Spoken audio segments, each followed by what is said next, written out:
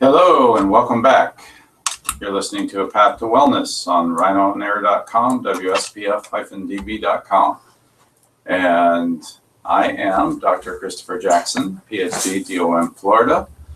And although I had discussed or talked about at the end of this show last time, talking about genetics and that kind of thing, I thought that we might do something a little different.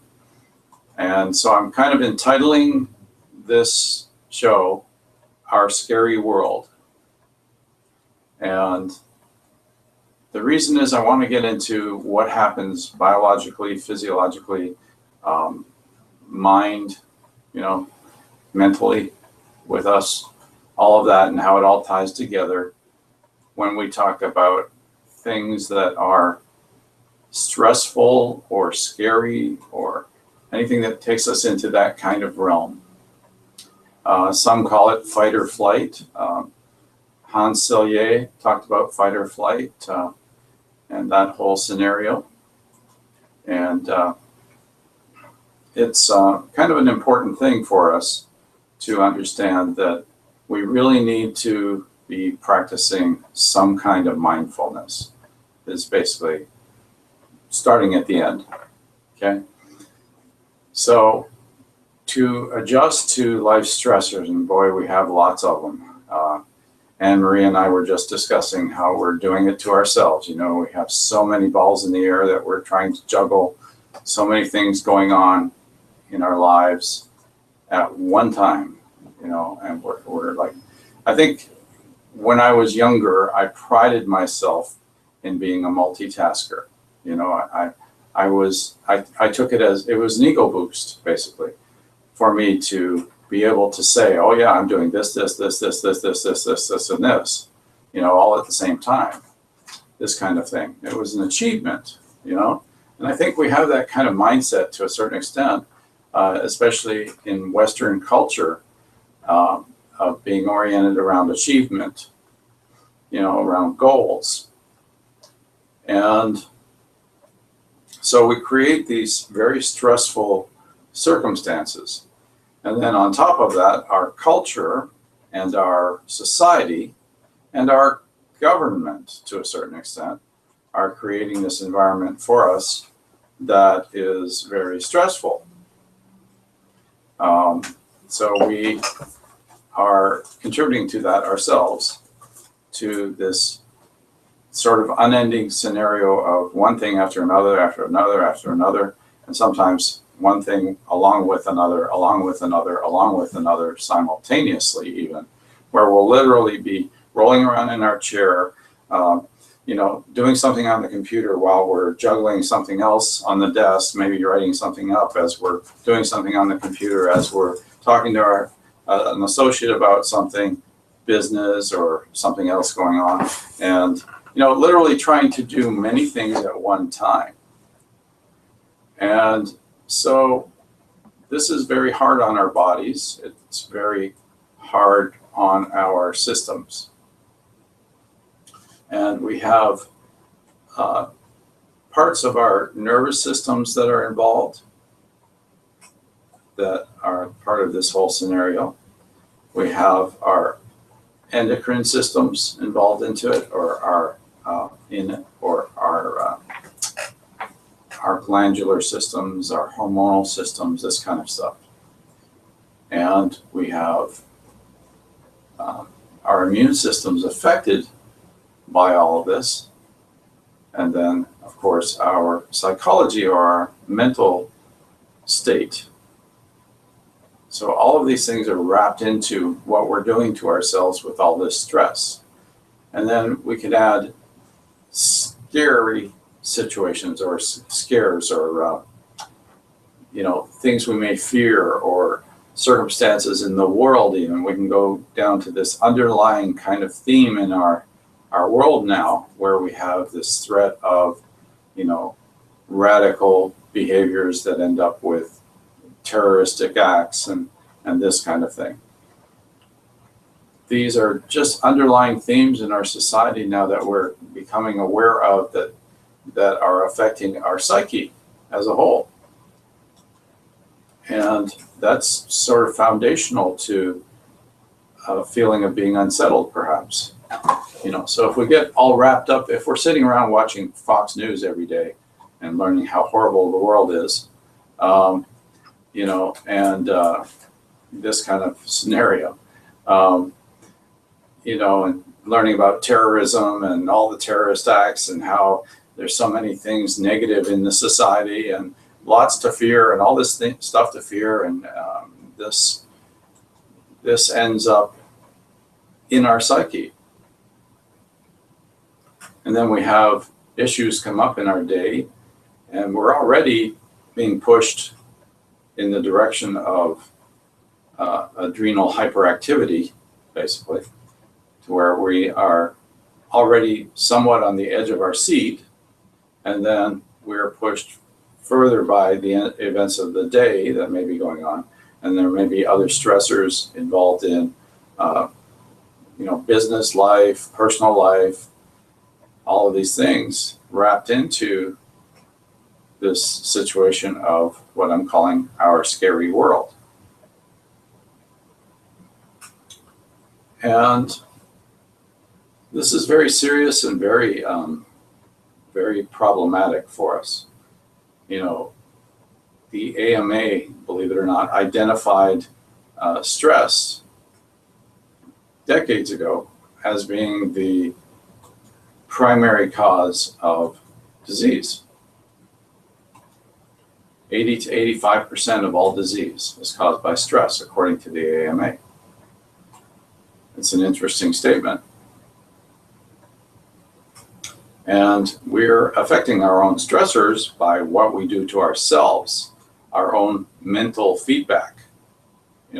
We analyze situations, we look at these situations, and we will analyze them and come up with negative scenarios, or sometimes catastrophize. In other words, come up with a worst case scenario.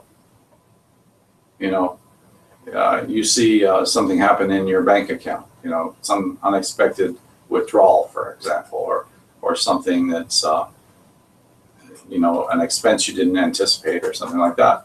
And then you can start doing this kind of feedback to yourself, telling yourself everything's falling apart, or things are not working out the way you expected, or even worse, you're going to go bankrupt, or you're going to lose everything, or you're going to, you're going to be evicted, or you're going to, all of these scenarios that might be involved depending on what your life situation is. But that catastrophizing actually makes things worse.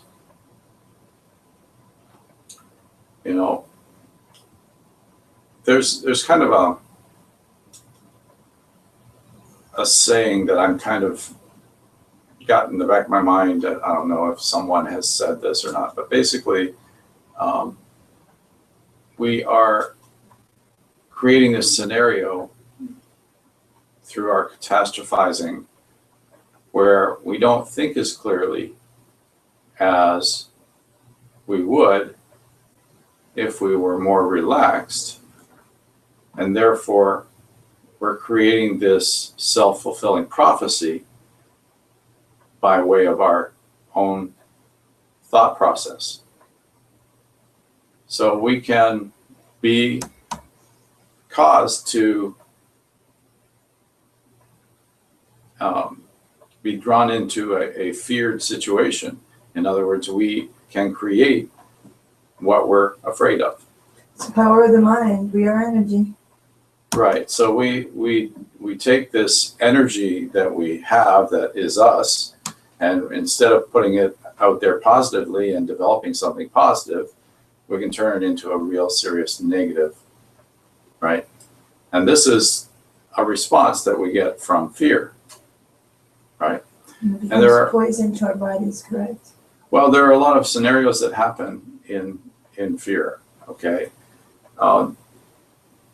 There are parts of the brain that are operating in certain ways. The amygdala is part of where you process a lot of that.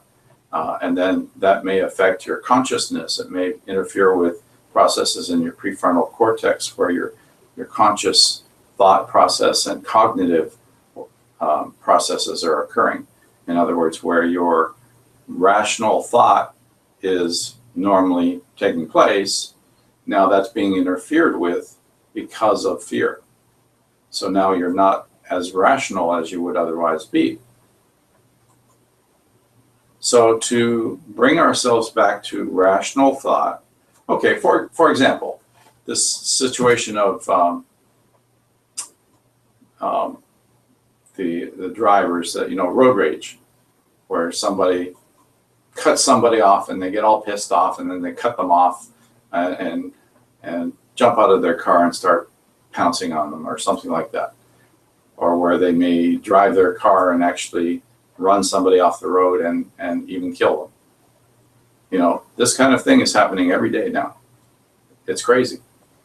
And this is partly that short circuit process that I'm talking about, where two parts of the brain, especially, are causing this disruption of normal thought. And we're losing our judgment during that time. We're losing our calm, rational thought process based on experience and what we've learned and all of the situations we may have encountered in life. All of a sudden, when we're driving, some of us, we become these, caged animals driving around in our cage. And then somebody else's cage comes too close to us, comes into our space, and then we behave as caged animals. And first thing we do is break out of the cage, and then we go toward that target. If it's somebody who's enraged by behavior that someone else has done, and nobody's enraged by somebody else's behavior, by the way. That's really not the right way to put it.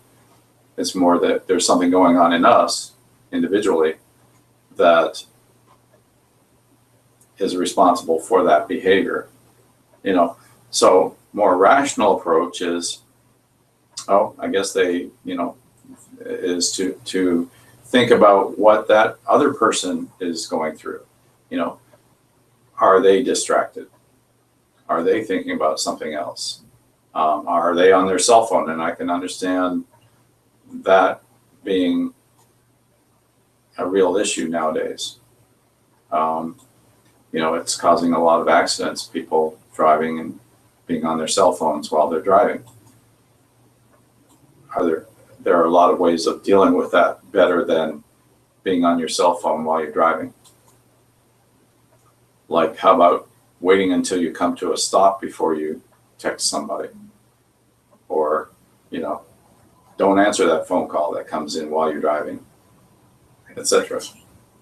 Okay, so now I'm preaching, I'm being told. I ask, are you preaching? Okay. So, there are a lot of these scenarios that we're going through in this very stressed out state that so many of us are in. Again, not great English, but we are often overtaken by stress, that then affects us in terms of performance. I'm talking about work performance, in terms of getting things done, multitasking, being able to accomplish what we're striving to accomplish.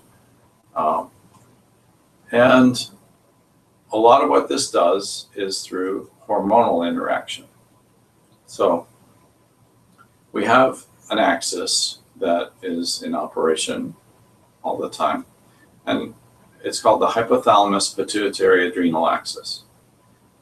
Hypothalamus is a portion of the brain that is partly responsible for monitoring hormone levels in the blood. And by monitoring those levels, has certain set points that it's looking for on those hormone levels. All right, so the hypothalamus, monitoring those levels of hormones, will then stimulate pituitary activity. Pituitary is like a little glandular-like area of the brain hanging down from the hypothalamus. And that secretes, it has two parts, the anterior and the posterior.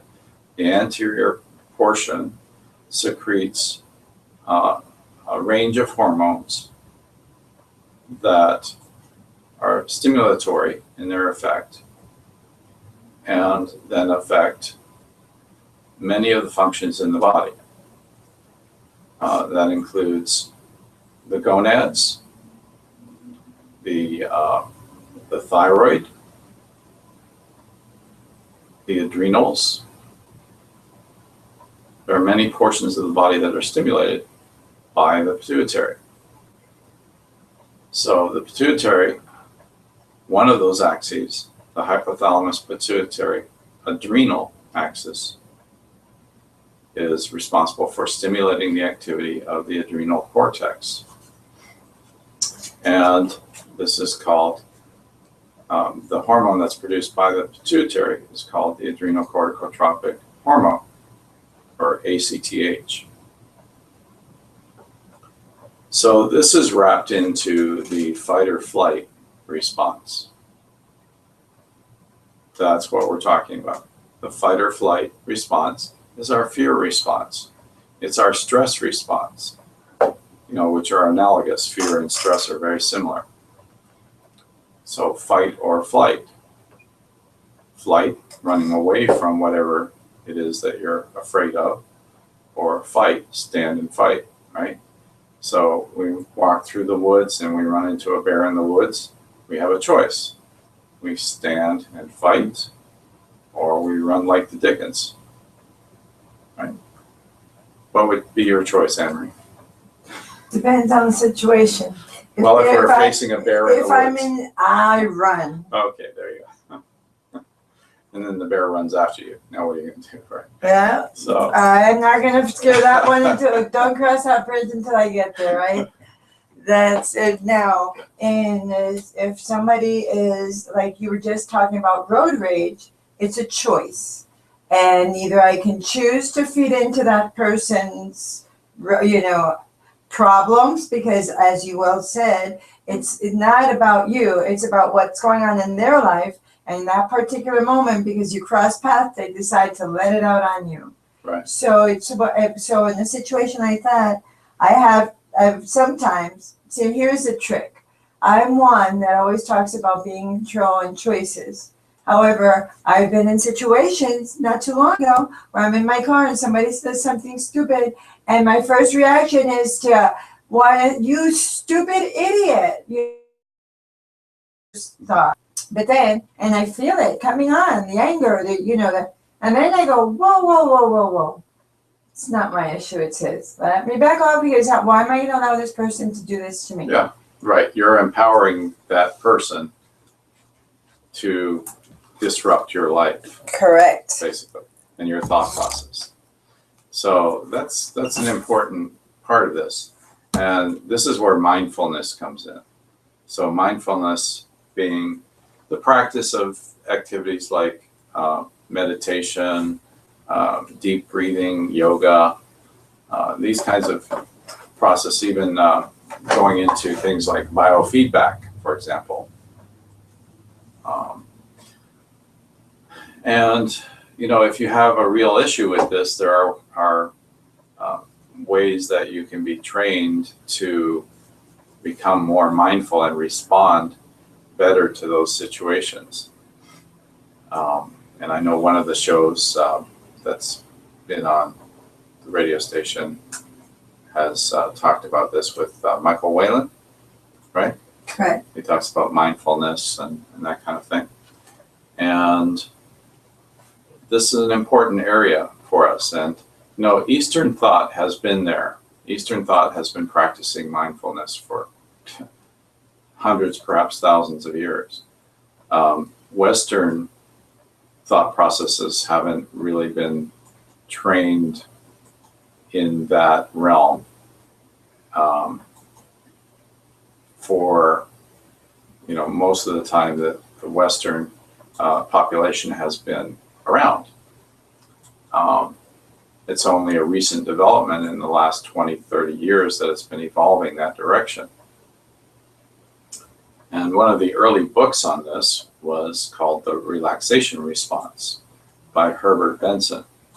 Herbert Benson was an MD from Harvard who basically researched and found this relaxation response, is what he called it.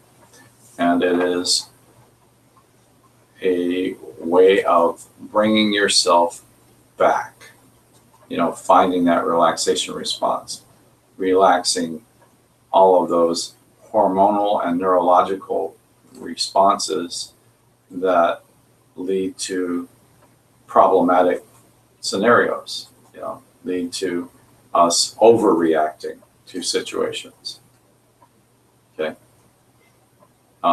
Actually, his book was originally published, I believe, in 1975, The Relaxation Response. Something you can look up on Amazon. It's a good book. And it delves into the world of mindfulness. That was one of the really early ones that, the early books that did that. And there's been a lot written in that realm since then. Another early book that kind of took a different view, but it was more personality based and that kind of thing, was I'm Okay, You're Okay. Also, I believe in the 70s. Yeah, I remember that book. Mm-hmm. Yeah. So there's been some good books written on this topic, and some of the early ones just really were breaking barriers. They were opening up this whole area for us in the West who had not been used to these kinds of thought processes and practices. So our scary world can be less scary based on how we respond to it. Okay? When you have multiple stressors going on in your day and you know they're stressful, you can simply acknowledge that this is going to be stressful, this is going to be too much, it may not all get done, and there may be ways of accomplishing the main goals and coming through it without being seriously affected in terms of your disposition, or in terms of your blood pressure, or in terms of you know, upsetting your day or affecting your relationships or these kinds of things. And those are all the types of things that result from all of these stressors and our overwhelmed kind of response to that. You know, we become overwhelmed, and if we don't handle stress well, then we're going to fall victim to stress. And you may go through certain kinds of life lessons before you come to this realization.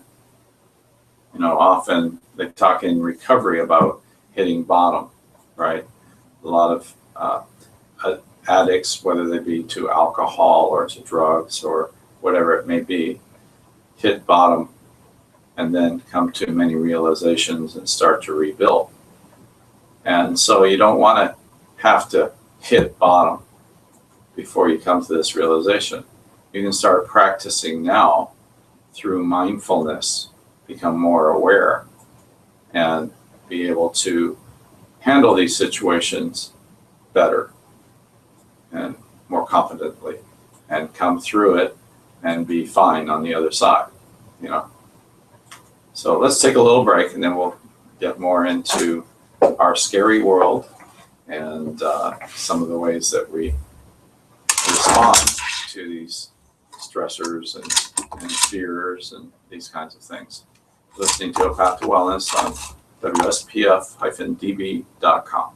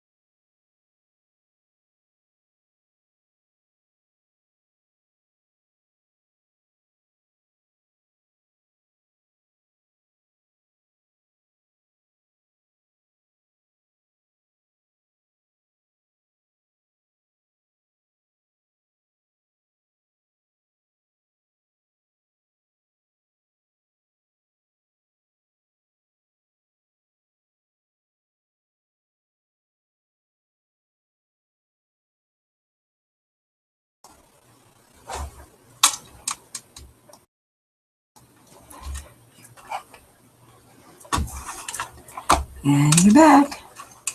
There's dead air there on the radio. All right, sorry about that. We're back. This is Dr. Jackson, Dr. Christopher Jackson, PhD, DOM, Florida, coming to you from WSPF-DB. Rhino on Air Studios in I didn't even say downtown, it right. beautiful downtown St. Petersburg, Florida. That's right. Yeah. And With we get no to let some of that fear. sunshine in. With no Might get too hot fear. in here. We can't. It's So- that you emit so much great energy that if I open that, it just, this between the sun and your glow, nobody would be able to see you on YouTube. So we can't do that. And because there's no energy of fear in your body. Okay then. Yeah. Okay. So let's see now.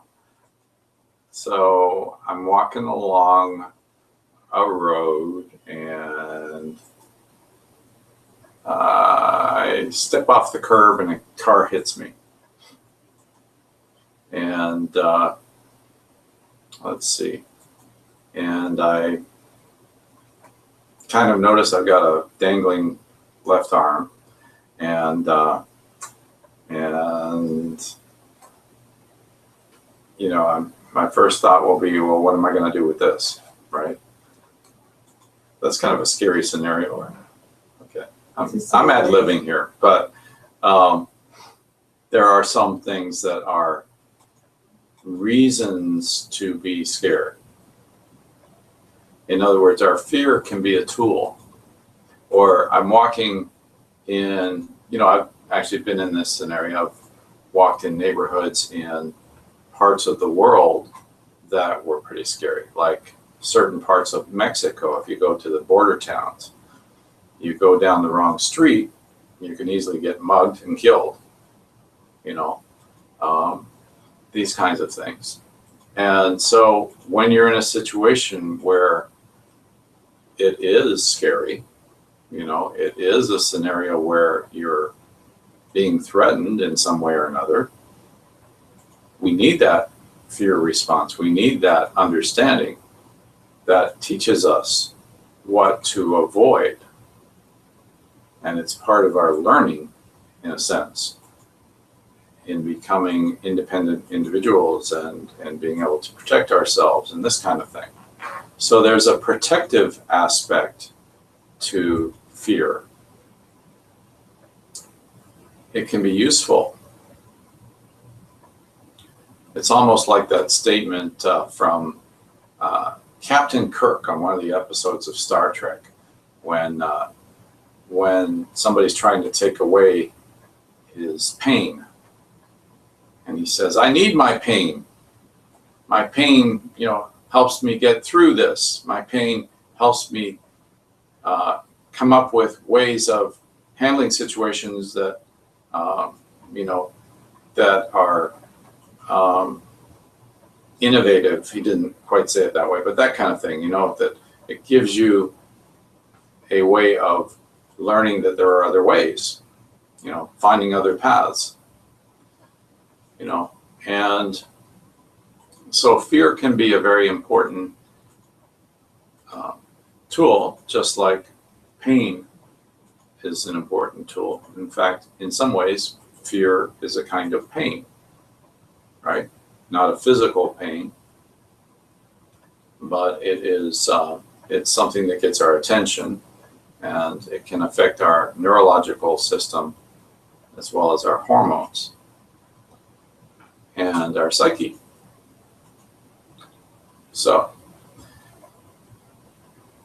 there's a lot of ways to look at, or a lot of points of view when we're talking about fear. It's a tool. It is something that affects us neurologically. It is something that affects us hormonally. Obviously, also behaviorally at times as a result of all of those responses that may occur. And then psychologically, for example, take somebody with PTSD who has flashbacks. Those flashbacks often will invoke a fear response or a fight or flight response. They will stress the individual. So that's PTSD. It's a stress response. So you have post-traumatic stress disorder, right? So this post-trauma situation, it may have been 20, 30, 40, 50 years ago. And yet this flashback brings it back to the present for the individual. So they will experience all of these fluctuations I've been talking about in that moment. Their hormones will change, their adrenal function will increase, they'll get more cortisol, possibly more adrenaline being produced. This may affect other hormones. It affects their blood sugar. Then that affects the hormone insulin, affecting oxygenation, all of these kinds of things. It affects them physiologically and psychologically. So our scary world is not just about things that are obvious or that are even truly present in our world. Our scary world can include things from our past coming back. It can include stressors that were coming back to visit. They can include life experiences that we thought were gone. We thought we'd resolved. They may come back and visit, especially with a scenario of PTSD. And then that stirs up those hormonal responses, that stirs up those neurological responses. I was talking about some of the brain activity, that's neurological. Well, there's also a neurological connection. I was talking about the HPA, the hypothalamus pituitary adrenal axis. There's also a connection neurologically through the HP. In the pituitary, the posterior pituitary, we have an actual physical neurological connection that connects the pituitary to the hypothalamus in our brain. So the pituitary and hypothalamus are both parts of our brain, but the pituitary is a glandular part of the brain that is involved in secretion of hormones. And we have a neurological connection there. So our neurology, neurology can be affected as well, directly to through the pituitary connection to the hypothalamus. All right, other things that are affected, other parts of the brain. I spoke of the amygdala and the prefrontal cortex, while we also have something called the hippocampus. The hippocampus, when we are experiencing stress, can be affected by the stressors. And that has a result because the hippocampus is involved in memory function of affecting our memory. It can have many effects on our memory. It can, for example, delete memory or cause the memory to be blocked. It can keep us from remembering certain things. And then the flip side, it can stimulate memory response where you remember certain things. So there's this connection as well. And then we have that relationship to PTSD, for example. So fear has many components, has many interrelationships within our bodies, and then with our activity and behavior as well. And what kinds of vibes, we'll call it, that we are putting out. It affects us and others. So we may respond kind of in a way that is not necessarily good for us when we are experiencing fear. So this is all comprised or all part of what I call psychoneuroendocrine immunology. And you can see all of these responses are tied together. The psychology, the neurology, the endocrine response, which is the glandular, the secretion of hormones, the metabolism, all of these things. The fight or flight response through the adrenal function. All of them are interconnected, and then we're left with the immune system. So how does it affect our immunity? Well, basically what we will see is that our immune system suffers. When you're under a condition of stress constantly, or under fear, which it has a similar response, you know, when you're in a fear state or a state of fear regularly, that's going to be a very strong stressor. And therefore, that stress interacts with the rest of the PNEI or psychoneuroendocrine immunological system to affect our immunity. It has an effect on our immunity. So we may become more ill. You know, when we're stressed, we'll become ill more easily. Stress wears us down. It reduces our energy levels. It taps our adrenals. It affects us energy-wise. It affects our immune systems. It affects our ability to fight off things that may be trying to essentially invade our bodies. Viruses, bacteria, etc., that may try to invade our bodies. Now, I'm talking somewhat in the realm of germ theory, and I want to make a sort of a brief statement on that as far as this goes. So we have germ theory. Germ theory has been around a long time. We have Pasteur, Louis Pasteur, and the zapping or heating up of our foods to pasteurize, to destroy bacteria, to help us prevent the spread of disease, as an example, right? However, many of these scenarios, as far as the germ theory goes, don't make a lot of sense in some ways, because we all have these bacteria on our bodies. We can shower and shower and shower. We're still going to be picking up bacteria all the time. It's in our air, it's on surfaces everywhere we go, it's getting transferred to us. Now, do we all become sick when we pick up these bacteria? No, we don't. Some of us will become ill, some of us will not.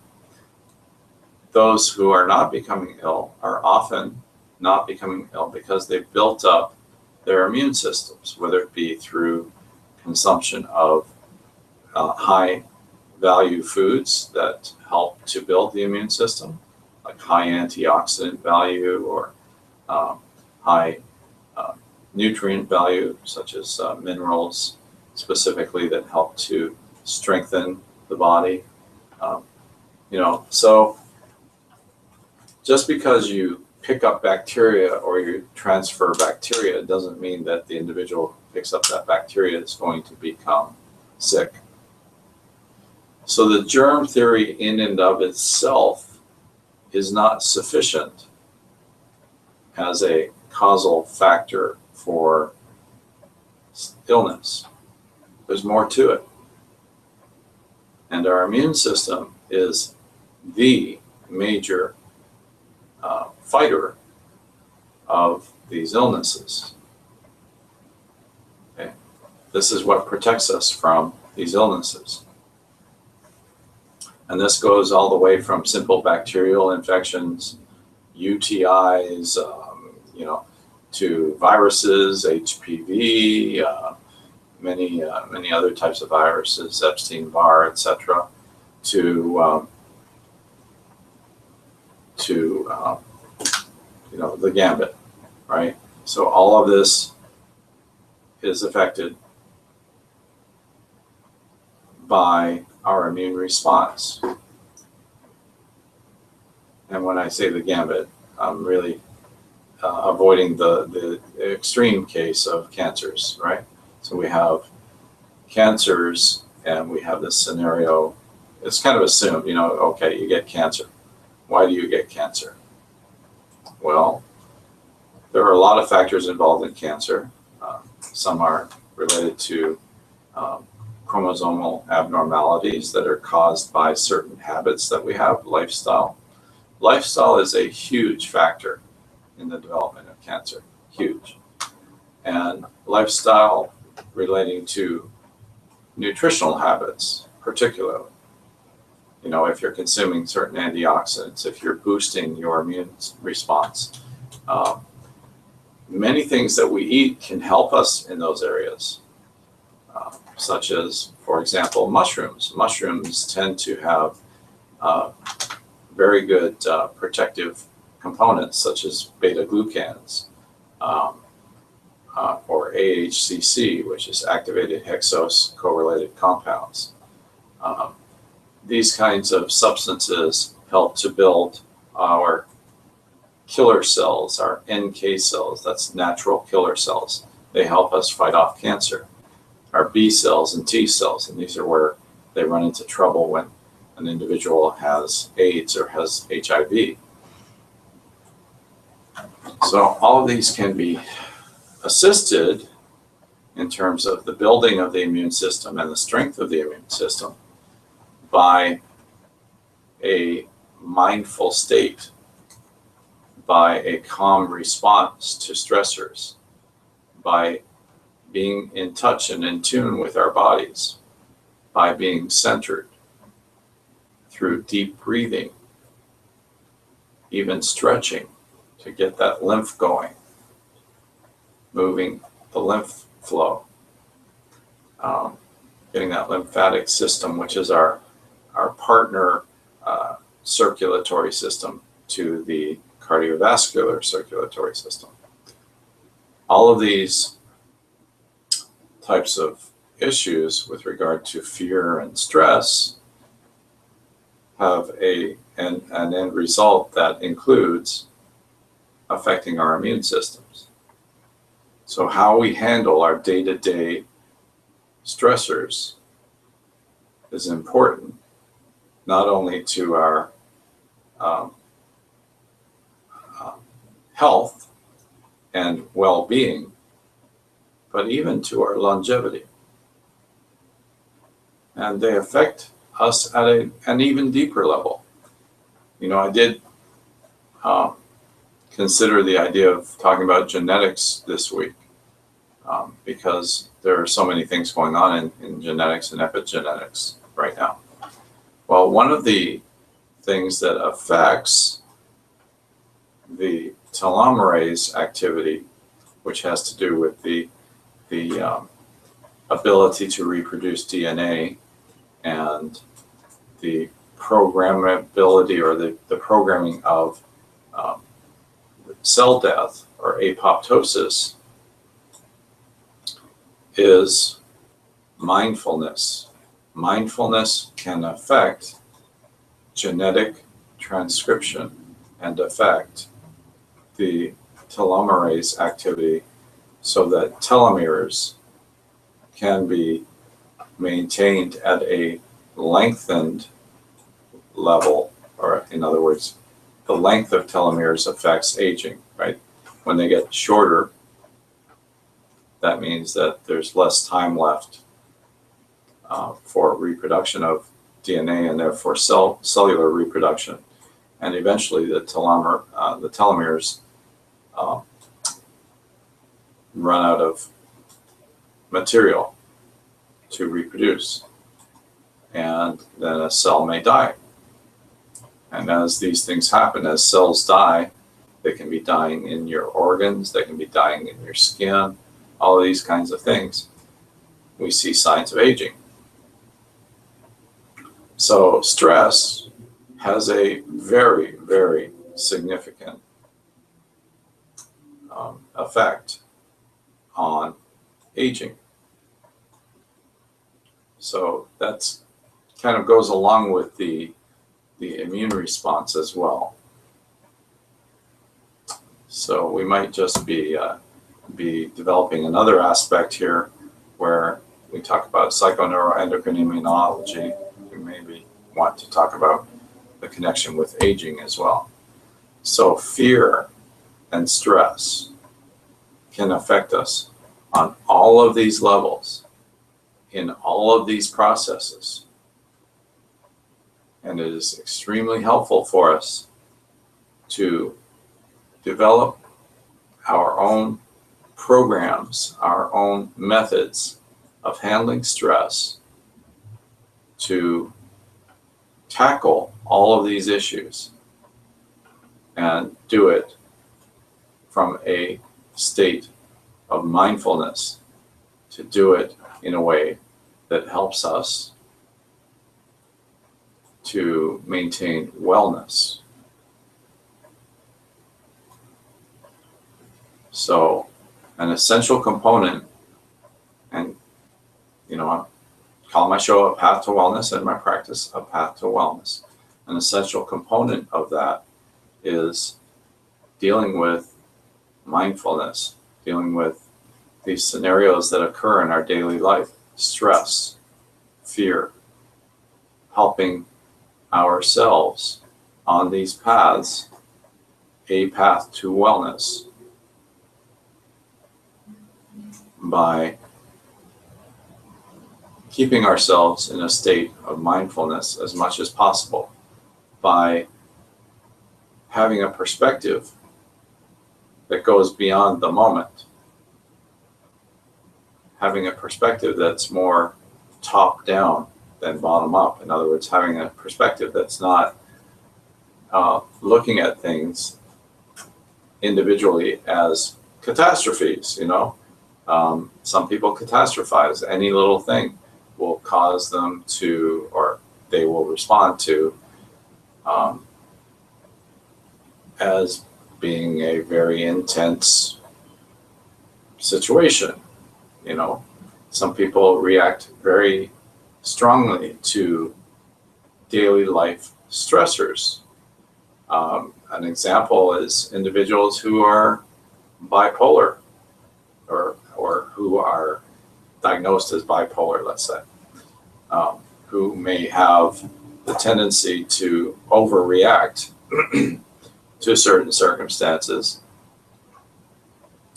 and fly off the handle, become extremely depressed, or extremely manic, or extremely angry, all of a sudden at the drop of a hat,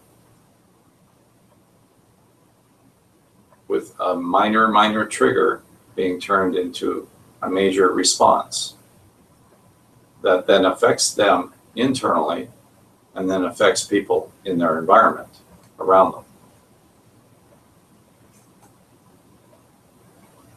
So I think one of the things that we need to do as a society in the West is really start to really work on mindfulness, really start integrating that into our society in a very big way, to join with Eastern ways where mindfulness is a practice,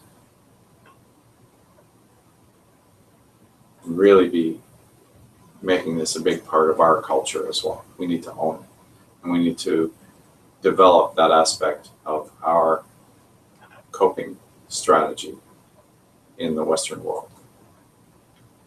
So anyway, that was our scary world.